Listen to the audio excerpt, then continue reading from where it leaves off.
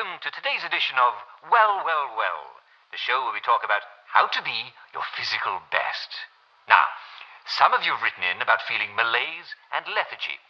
Now, these are vague symptoms, and the first thing I can recommend to you is, if you're feeling a bit down in the dumps, pop another joy. Everybody wakes up feeling a little bit down sometimes. I call it waking down. And all you need to know is that you never have to feel bad about feeling bad. In fact, you don't have to put up with it at all. Being in Wellington Wells means never having to say, I'm sorry.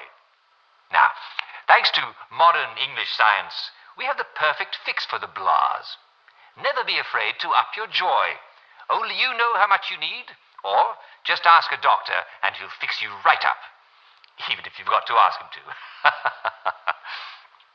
But look, there are some things that joy won't fix, though it'll certainly make you feel better about them. Let's say you feel perfectly happy, but you're just having a lot of trouble getting out of bed. What could it be? Ask yourself a few questions. Do you feel pain in your bones? Are you having trouble catching your breath? Do you find that you bruise easily? Are your teeth a little loose in their sockets and you're under 70 years old? Is your mouth often dry? Do you have scorbutic tongue? Other symptoms you might have are red or purple spots on the skin, especially on your legs that look like this. Do you find your muscles are sore even when you haven't been overusing them? Well, you may have scurvy. And congratulations, this is one of our traditional English enemies. And like all traditional English enemies, we've beaten it before, yes, and we'll beat it again. As you know, England has traditionally ruled the seas. Rule Britannia, Britannia rules the waves. Britons never, never, never shall be slaves. And that means that our ships have traditionally been out at sea for long stretches at a time. Sailors used to eat nothing but ship's biscuits and salt pork. I could do with some salt pork right now. But if you eat nothing but, you're going to get sick. You see, your body needs vitamin C. But biscuits and salt pork don't have any vitamin C. So sailors and long English voyagers will get sick. And they didn't have joy to make them feel any better either. Well, a lot of Englishmen put their scientific brains to the challenge, and it was soon discovered that fresh vegetables would cure the problem right away. But how do you get fresh veg on board a boat that's not going to dock for months? Well, Captain James Cook discovered that if he took limes on board, it could cure the sailors. But how do you get sailors to drink lime juice? Well, you put it in their rum, don't you? They're not going to give up their rum, are they? Even if it tastes a bit limey. And once they were drinking their daily rum with lime juice, well, they got to liking it. And that was called grog. Yes, and that's why we Brits are called limeys, because we learned to put limes in our grog. Citrus fruits are just packed with vitamin C. So, why are you getting scurvy when you're not on a boat? Well, I'm afraid some of you have been a bit naughty.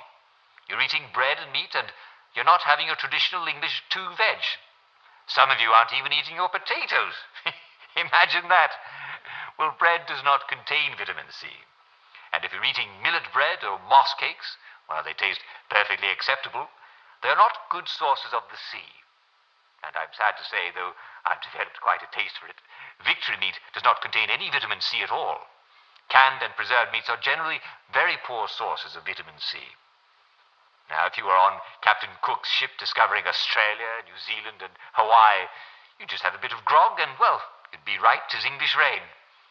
But you probably haven't seen a lime or an orange or a lemon in a few years, and, well, neither have I.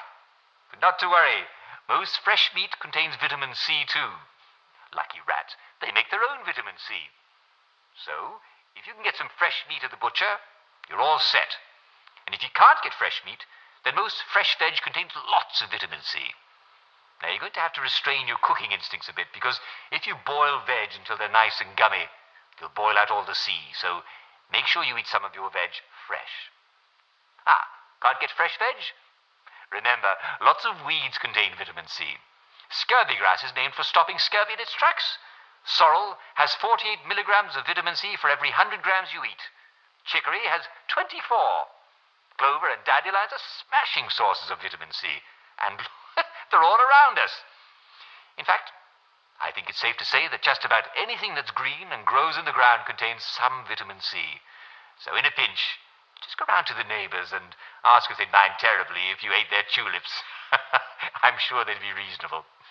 And remember, no matter what, make sure you're taking enough joy.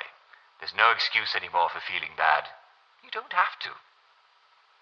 Well, I'm afraid we've come to the end of our time. Tune in again next time when we'll talk about malaria. It's not nearly as bad as it sounds. Most people survive it. This is this is Dr. Jack Worthing saying my prescription for you is stay well, well, well.